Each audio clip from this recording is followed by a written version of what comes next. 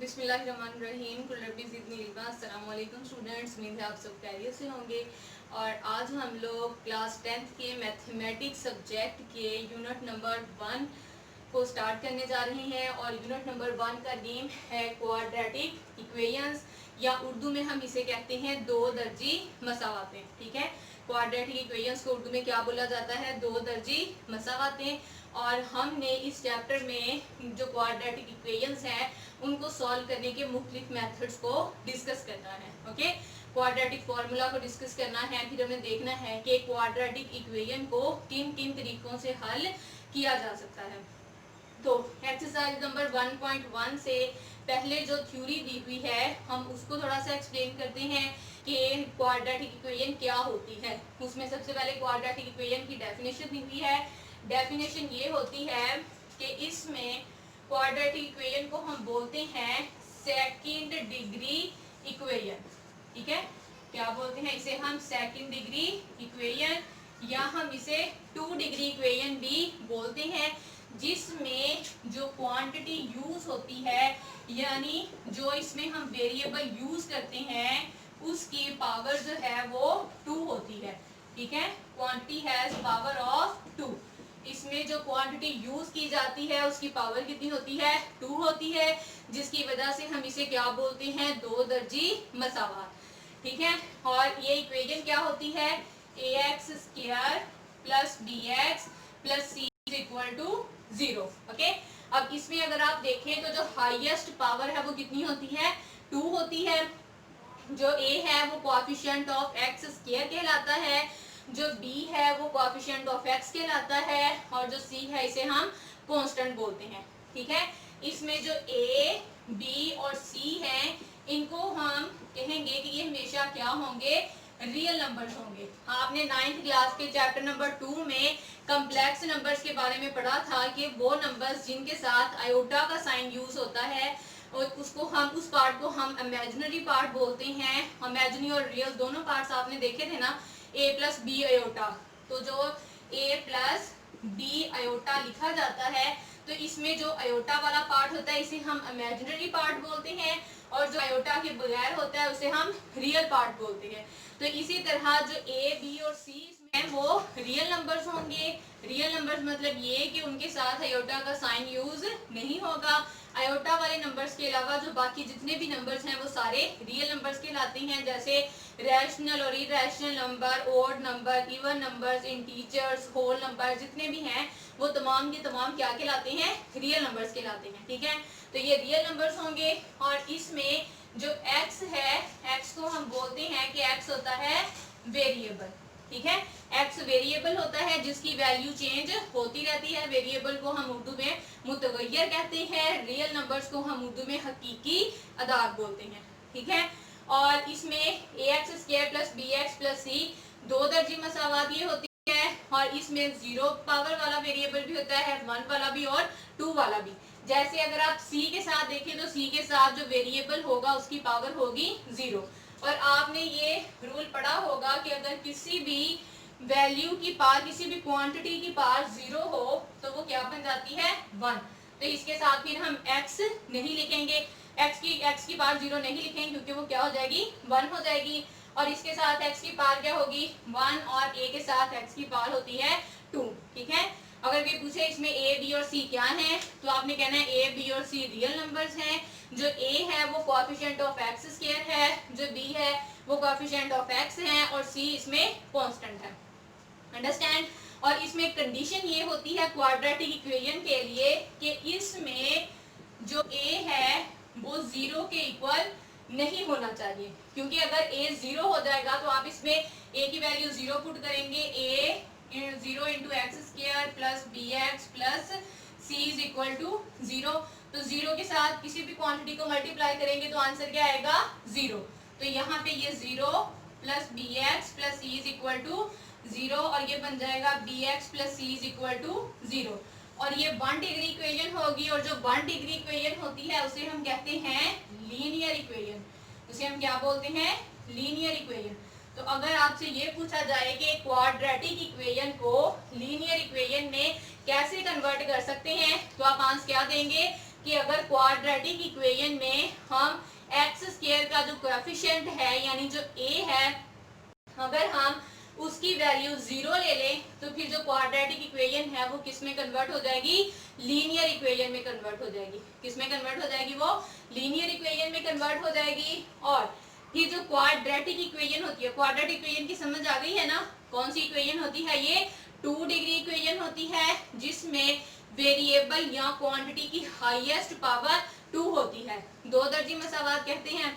और इसकी दो फॉर्म्स होती हैं, एक इसकी फॉर्म होती है स्टैंडर्ड फॉर्म, स्टैंडर्ड या फिर हम इसे कहते हैं म्यारी फॉर्म, ठीक है। और एक इसकी होती है प्योर फॉर्म, हम कहते हैं म्यारी 2 दर्जी मसावात और या फिर हम कहते हैं प्योर 2 दर्जी मसावात। तो स्टैंडर्ड फॉर्म जो है वो वही है जो हमने यहाँ पे लिखी है, ax square plus bx plus c is equal to 0, ये स्टैंडर्ड फॉर्म है, ठीक है। और अगर मैं ऐसे लिख दूं ax square plus bx, c इधर प्लस हो रहा है तो क्या हो जाएगा माइनस, तो मैं इसको स्टैंडर्ड फॉर्म नहीं कह सकती। क्यों, क्योंकि जो स्टैंडर्ड फॉर्म है या आप कह लें जो जनरल फॉर्म है उसका रूल ये है कि उसमें सारी क्वांटिटीज एक साइड पे होनी चाहिए और 0 दूसरी साइड पे होना चाहिए, ठीक है।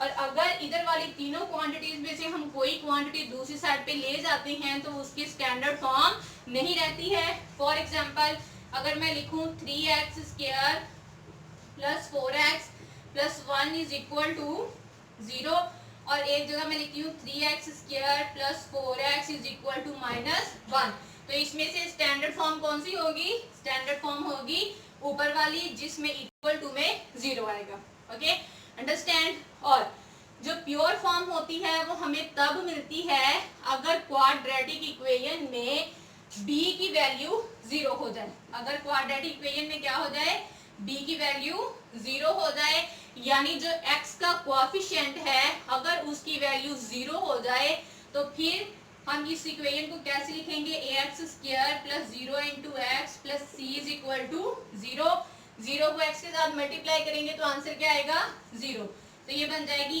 ax square plus c is equal to 0। For example मैं लिखती हूँ, यहाँ पे मैं कर देती हूँ x square plus 16 is equal to 0।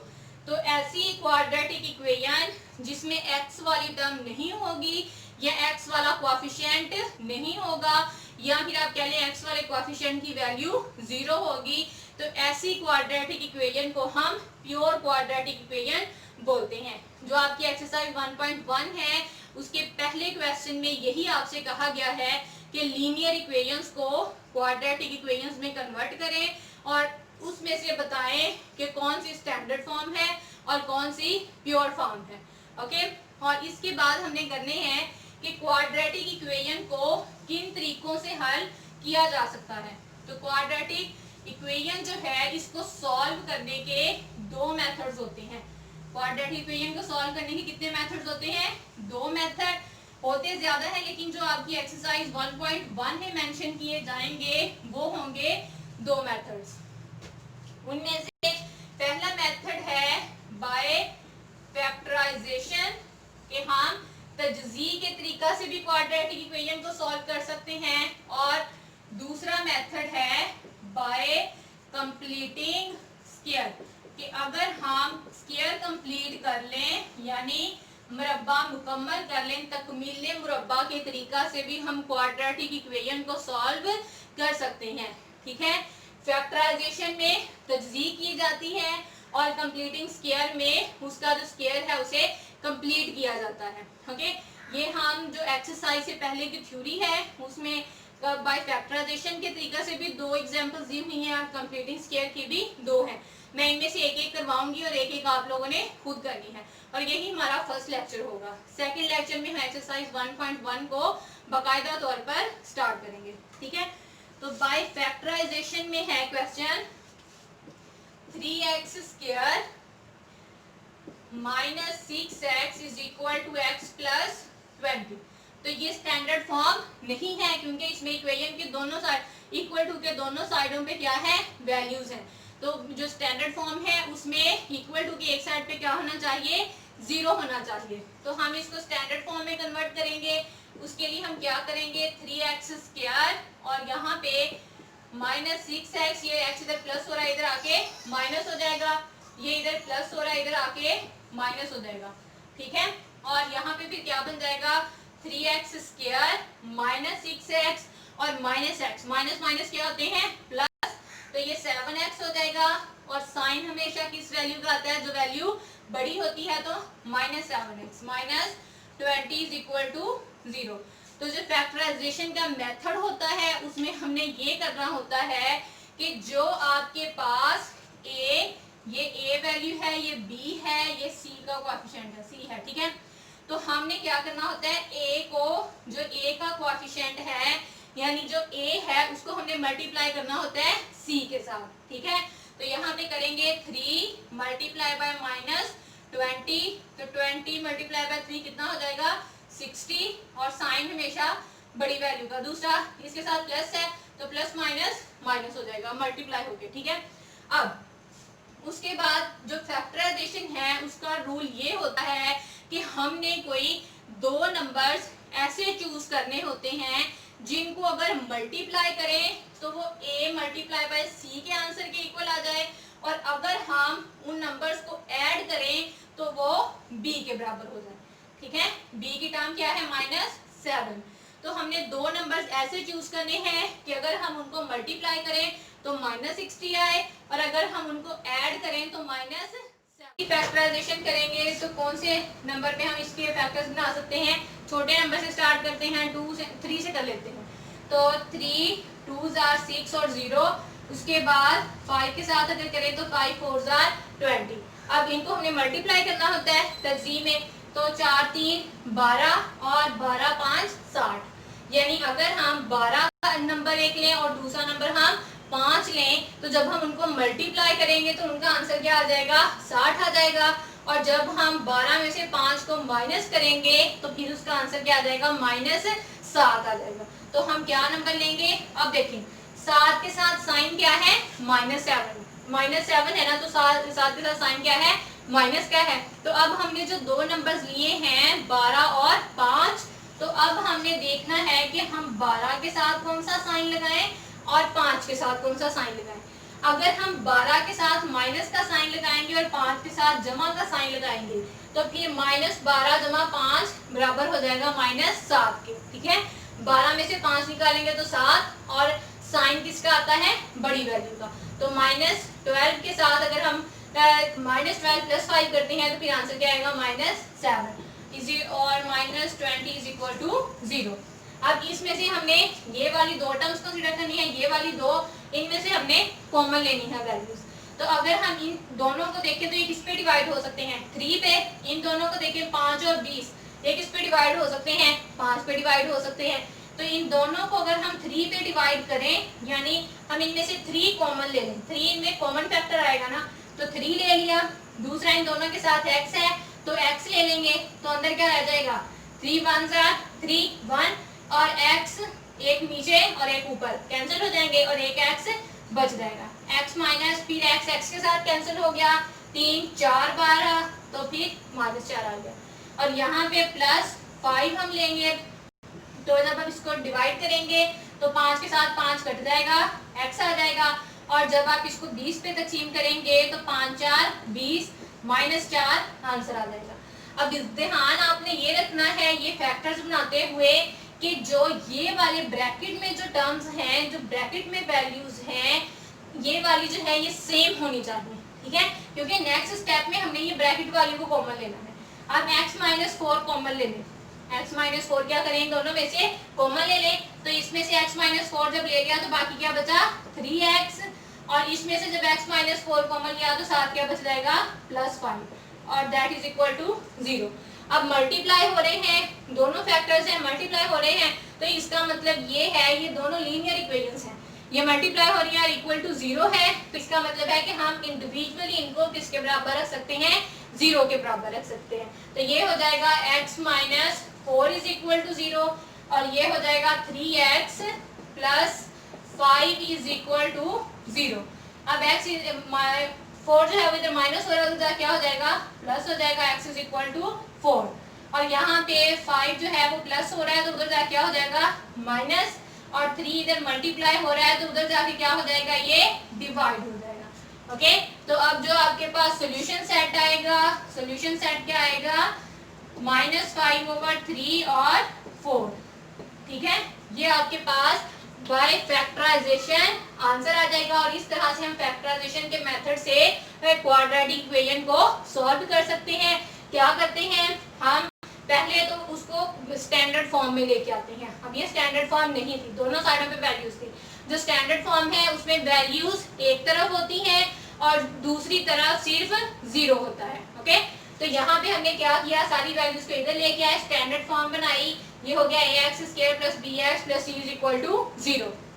फिर हमने कहा कि जब हमने फैक्टराइजेशन से सॉल्व करना है तो उसका रूल ये है कि आपने a और c वाली टर्म को मल्टीप्लाई करना है और कोई दो उसकी फिर आपने तजज़ीह करनी है, उसकी फैक्टराइजेशन करनी है। और फैक्टराइजेशन के बाद आपने दो नंबर्स ऐसे चूज करने हैं जिनको अगर हम मल्टीप्लाई करें तो a और c के प्रोडक्ट वाली टर्म्स के बराबर आ जाएं और अगर हम उनको ऐड करें तो वो b वाली टर्म आ जाए। तो इसके लिए हमने चूज किए -12 और +5 के -12 मल्टीप्लाई बाय 5 = -60 एंड -12 + 5 को अगर हम मल्टीप्लाई करें तो वो -60 के बराबर हो जाते हैं और -12 में अगर 5 ऐड करें तो वो किसके बराबर हो जाते हैं, -7 के।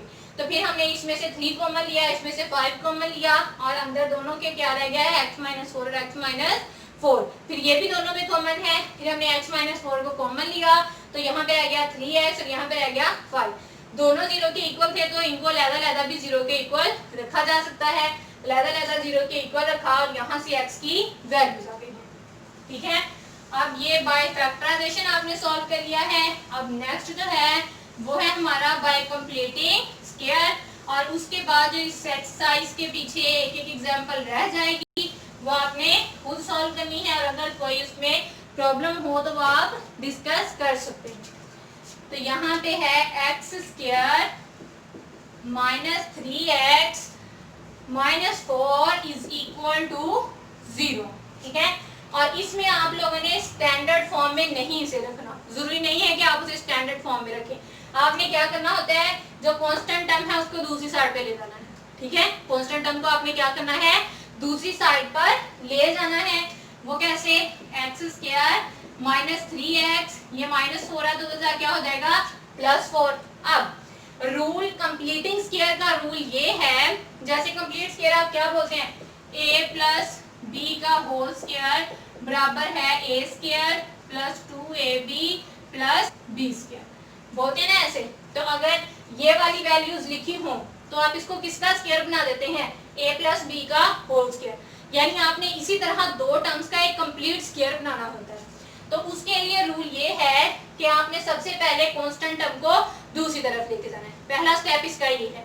दूसरा स्टेप ये है कि जो b वाली टर्म है उसका आपने हाफ करके स्क्वायर करना है और फिर स्क्वायर को दोनों साइडों पे लेफ्ट हैंड साइड पे भी और राइट हैंड साइड पे भी ऐड करना है। ठीक है, अब यहाँ पे b वाली टर्म क्या है, -3, b वाली टर्म का हाफ, उसका हाफ किया फिर उसका स्क्वायर लिया और स्क्वायर लेके दोनों साइडों पे आपने ऐड कर देना है। ठीक है, तो x² - 3x + -3/2 का square that is equal to 4 + -3/2 का स्क्वायर। अब ये समझ, अब इसके स्क्वायर को ओपन कर लेते हैं। x² - 3x -3 का स्क्वायर अगर आप लें तो -3 के स्क्वायर का क्या मतलब है कि आपने -3 को मल्टीप्लाई करना है -3 के साथ। तो 3 3 9 और माइनस जमा, तो वो जमा 9 हो जाएगा। 9/2 के स्क्वायर का मतलब क्या है कि आपने 2 को 2 के साथ ज़रब कर लिया है। तो 2 2 4, ये बराबर हो जाएगा 4 जमा ये भी 9/4 आ जाएगा। फिर x² - 3x + 9/4 और यहाँ पे 4 जो है ये एलसीएम आ जाएगा। ठीक है, आधे आधे, तो यहाँ पे क्या आ जाएगा, 4 इसका एलसीएम आ जाएगा। तो एलसीएम का तरीका क्या होता है कि जिसके नीचे कोई वैल्यू नहीं होती उसके नीचे क्या होता है 1। तो अगर आप इसका एलसीएम लें 1 और 4, इसके नीचे 1 है और उसके नीचे 4 है, तो आप क्या करेंगे 1 1 1 4 वैसे ही। फिर उसके बाद एक वैसे ही और 4 एक 4, और इन दोनों को ज़रब करें 4 एक 4, तो यहाँ पे एलसीएम आ गया 4। अब जो नीचे वाली टर्म होती है उसको एलसीएम के साथ डिवाइड करना होता है, ठीक है। यानी आपने क्या करना है, 4 एक 4, अगर आप इसको डिवाइड करेंगे तो 1 4 4 ही आ जाएगा। तो 1 पे जब 4 को डिवाइड करेंगे ऐसे 4 बटाएं तो 1 4 4, फिर जो आंसर आएगा उसको आपने जो ऊपर वाली वैल्यू होती है उसके साथ मल्टीप्लाई करना है। तो ये क्या हो जाएगा 4 4 16 जमा, फिर 4 को 4 पे डिवाइड करें 4 एक 4, एक आंसर आया है, फिर इस एक को आपने मल्टीप्लाई कर देना है 9 के साथ, 9 आ गया। और यहाँ पे फिर क्या बन जाएगी value, x square minus 3x plus 9/4, x square minus 3x plus 9/4 is equal to 16 और 9 कितने होते हैं 25, 25/4। अब अगर आप इन वैल्यूज को देखें तो ये स्क्वायर किसका बन सकते हैं, अगर हम x माइनस 3 का स्क्वायर लें, x माइनस 3 का स्क्वायर खोल लें तो क्या आंसर आएगा, इसको आप a समझे और इसको आप b समझे, तो आप क्या लिखेंगे a स्क्वायर यानी x square plus b square यानी 3 का स्क्वायर, और उसके बाद माइनस है ना तो -2, और a की वैल्यू क्या लिखेंगे x और b की वैल्यू लिख देंगे 3, ठीक है। वैसे जो फॉर्मूला होता है ना वो जमा का ही होता है, वो माइनस का कैसे बन जाता है कि b वाली या a वाली जो टर्म है अगर b वाली टर्म के साथ माइनस हो तो वो फॉर्मूले में -2a भी आ जाता है, ठीक है। मल्टीप्लाई हो गया जमा माइनस माइनस, तो ये हो जाएगा एक्स स्क्वायर प्लस 9 और माइनस 6x, आगे समझ। तो इसके बाद -3/2 और x माइनस 3x। अब अगर आप देखें तो जो इसका अगर आप स्क्वायर बनाएं तो ये तो इसका स्क्वायर नहीं आ रहा है, x माइनस 3 अगर हम लें तो ये हो जाएगा x square plus 9 minus 6x। लेकिन अगर हम लें x माइनस 3/2 का स्क्वायर, x माइनस 3/2 का स्क्वायर, तो a स्क्वायर एक्स स्क्वायर, और जब b का स्क्वायर लेंगे तो 3/2 का स्क्वायर क्या है -3/2 का प्लस 9/4 और -2, a की वैल्यू क्या है x और b की वैल्यू है 3/2, तो ये 2 के साथ कैंसिल हो जाएगा, तो आंसर क्या आ जाएगा एक्स स्क्वायर प्लस 9/4 और -3x। आगे समझ। अब यहाँ से आपने ये अंदाजा लगाया होगा कि जब हमने यहाँ पे स्क्वायर कंप्लीट करना है तो हमें आइडिया कैसे होगा कि ये किसका, x का तो पता लग रहा है कि पहली टर्म x होगी, दूसरी टर्म का अंदाजा कैसे होगा, दूसरी टर्म वो वाली होगी जो आपने दोनों तरफ जमा की होगी, ठीक है। जो आपने दोनों तरफ वैल्यू जमा की है जो टर्म, वो b की टर्म आएगी, तो वो और x उन दोनों को मिला के क्या बन जाएगा कंप्लीट स्क्वायर बन जाएगा। तो इसका मतलब है हम इसकी जगह पे अगर इसका स्क्वायर लिखना चाहें तो हम क्या लिखेंगे x माइनस 3/2 का होल स्क्वायर। आगे समझ, क्योंकि ये 3x इसके साथ माइनस है ना तो ये माइनस का ही फॉर्मूला बनेगा, और यहाँ से हम ना भी अंदाजा लिया तो यहाँ पे देख लें हमने ऐड क्या किया है -3/2 का होल स्क्वायर, तो टर्म भी क्या आएगी -3/2, ओके। ये कंप्लीट स्क्वायर हो गया है, और यहाँ पे 25/4। अब कंप्लीटिंग स्क्वायर, हम स्क्वायर कंप्लीट कर रहे हैं तो यहाँ पे स्क्वायर आ गया है, और यहाँ पे फिर हम दोनों तरफ लेंगे जज़र, तो आप क्या लिखेंगे जज़र लेने से by taking square root on both sides, तो x माइनस 3/2 का स्क्वायर और इसका फिर जज़र, और यहाँ पे भी 25/4 और इसका जज़र।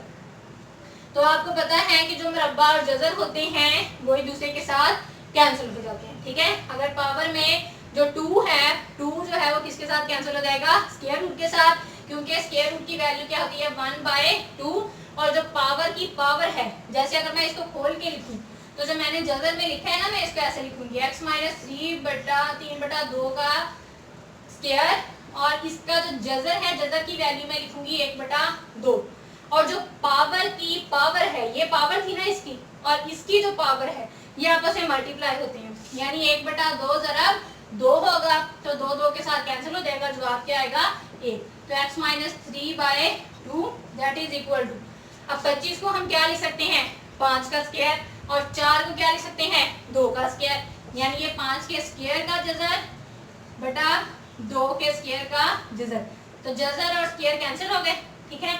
और उसके बाद यहाँ पे आंसर आ जाएगा 5/2 और ये आएगा जमा माइनस, जो स्क्वायर रूट होता है ना, स्क्वायर रूट के आंसर आता है प्लस माइनस दोनों में, तो ये प्लस माइनस 5/2। जबकि हमने तो इसमें x की वैल्यूज निकालनी है, तो x की वैल्यूज निकालने के लिए हम क्या करेंगे, एक बार उसको प्लस में लिख लेंगे प्लस 5/2 और दूसरी बार हम लिख लेंगे उसको माइनस में माइनस 5/2। तो इसको अगर हम सॉल्व करें तो x इधर प्लस है, माइनस हो रहा है तो इधर क्या हो जाएगा, प्लस हो जाएगा, प्लस 3/2।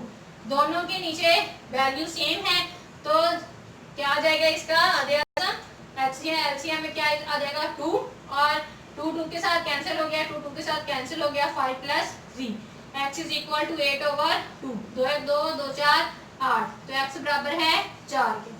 ठीक है, दूसरी तरफ अगर सॉल्व करें तो यहाँ पे x माइनस है तो जाके ये प्लस हो जाएगी वैल्यू 3/2, 5 - 5/2 और प्लस 3/2। अब अगर हम देखें तो दोनों की वैल्यू सेम है तो एलसीएम 2 ही आ जाएगा, 2 के साथ कैंसिल हुआ 1, 2 के साथ कैंसिल हुआ 1 और फिर 1 1 किया मल्टीप्लाई तो -5 और plus 3 as it is. x is equal to -5 + 3, ये आ जाएगा -2/2, तो x आ जाएगा 2 1 2 -1। ठीक है, x इज इक्वल टू -1। तो यहाँ पे जो सोल्यूशन सेट आएगा या तो हल सेट आएगा उसमें वैल्यू आप क्या लिखेंगे, 4 और -1।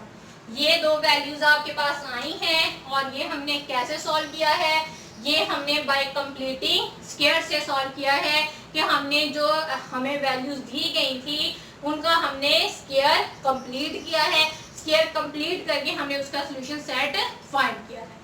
ठीक है, आइए समझ। कंप्लीटिंग स्क्वायर में ट्रिक मैंने कौन सी बताई है कि आपने सबसे पहले कांस्टेंट को दूसरी तरफ लेके जाना है, फिर जो b वाली टर्म है b वाली टर्म का हाफ करके उसका स्क्वायर करना है, स्क्वायर करने के बाद दोनों साइड्स पे उसे ऐड कर देना है। ठीक है, और फिर आपने जो कंप्लीट स्क्वायर करना है वो कंप्लीट स्क्वायर करते हुए जो x वाली साइड पे कंप्लीट स्क्वायर करना है उसमें आपने क्या ख्याल रखना है, किसके साथ करना है, एक तो उसमें ये x स्क्वायर अगर आ रहा है या a स्क्वायर आ रहा है तो वो a आ जाएगा, और जो दूसरी b वाली टर्म है वो आपने वो वाली टर्म लेनी है जिसको आपने दोनों साइडों पे ऐड किया है with sign as it is, sign के साथ आपने जिसको दोनों तरफ जिसका मुरब्बा हाफ करके उसका मुरब्बा लेके दोनों तरफ उसे जमा किया है, उसी को हमने कंप्लीटिंग स्क्वायर में b की टर्म के तौर पर यूज करना है। ठीक है, फिर जब आप जजर ले लेते हैं तो जजर का जवाब आता है जमा माइनस में। ठीक, जमा माइनस लेते होते हैं इनके साथ, तो जमा माइनस लेते हैं तो हल सेट मालूम करने के लिए एक बार हमने वो वैल्यू जमा वाली लिख लेनी है और दूसरी तरफ हमने वो वैल्यू माइनस में लिख लेनी है। तो इस तरह से हमने x की दो वैल्यूज फाइंड कर लेनी है। आगे समझ, उम्मीद है आप लोगों को समझ आई होगी। कल इंशाल्लाह हम लोग एक्सरसाइज 1.1 जो है वो बाकायदा तौर पर स्टार्ट करेंगे और इसकी जो एक एग्जांपल रह गई है बाय फैक्टराइजेशन और बाय कंप्लीटिंग स्क्वायर की, वो आपने खुद करनी है। कोई भी मसला हो तो आप कमेंट सेक्शन में मुझसे पूछ सकते हैं। Thank you, have a nice day, अल्लाह हाफिज़ और दुआ में याद रखिएगा।